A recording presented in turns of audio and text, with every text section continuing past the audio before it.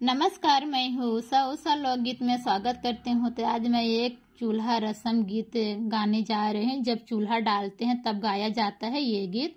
तो आप लोग ये गीत को पूरा सुनिएगा, फुल वॉच कीजिएगा। और जब अपने घर में शादी विवाह पड़ा रहेगा तो ये गीत जरूर गाइएगा।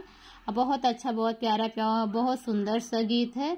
तो हमारा चूल्हा रस्म गीत आप लोग को कैसे लगे कमेंट बॉक्स में जरूर बताना। और अभी तक मेरे चैनल को सब्सक्राइब नहीं किए होंगे तो सब्सक्राइब करना, लाइक करना, शेयर करना, ज़्यादा से ज़्यादा सपोर्ट करना। अरे गंगा यमुना की हरियारी मटिया हो, हरियारी मटिया। अरे चली है सुहागिन माटी काढ़ई रे लालनवा। अरे चली है सुहागिन माटी काढ़ई रे लालनवा। मटिया ही काढ़ी नदी धरली दुवरिया हो, धरली दुवरिया। अरे मटिया में उठेला सगुना रे लालनवा। अरे मटिया में उठेला सगुना रे लालनवा।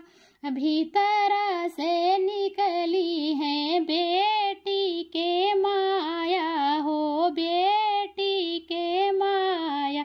अरे भाई लींडे वड़िया पे ठाड़ी रे लालनवा। अरे भाई लींडे वड़िया पे ठाड़ी रे लालनवा। लाइयावा मोरी भौजी सुपा भरी आखत हो, सुपा भरी आख। अरे सगुना के चूल्हा बनावो रे लालनवा। अरे सगुना के चूल्हा बनावो रे लालनवा। सुपा भरी चौरा उरदिया की दलिया हो, उरदिया की दलिया। अरे सुपा भरी हीरा मोती रे लालनवा। अरे सुपावा भरल हीरा मोती रे लालनवा। चूल्हा बनायो ननदी गोसाई हो, ननदी गोसाई। अरे भारी मुखे देती सीसा रे लालनवा। अरे भारी मुखे देती सीसा रे लालनवा। बढ़ल रही मोरी भौजी मैया की उमरिया हो, भैया की उमरिया। अरे बनल रही तोहरा सुहागा रे लालनवा। अरे बनल रही तोहरा सुहागा रे लालनवा।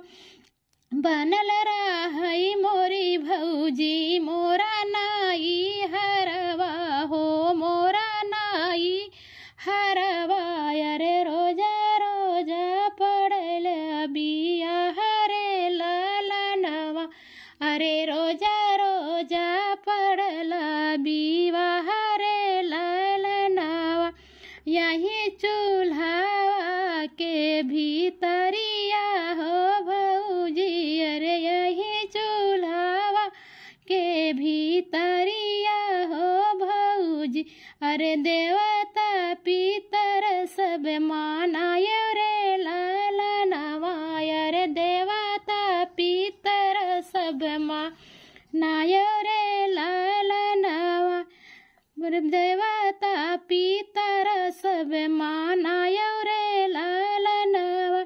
बनल रहे मोरी भौजी दुल्हा ओ दुल्हिन हो, दुल्हा ओ दुल्हिन। अरे जुग जुग बढ़े यही बात रे लालनवा।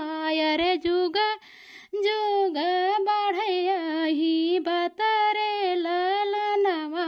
अरे जोड़वा रहा सलामत है लालनवा। अरे जोड़वा सलामत रही जाई रे लालनवा। ये सुहाग गीत आप लोग को कैसा लगा आप लोग कमेंट बॉक्स में ज़रूर बताना। धन्यवाद।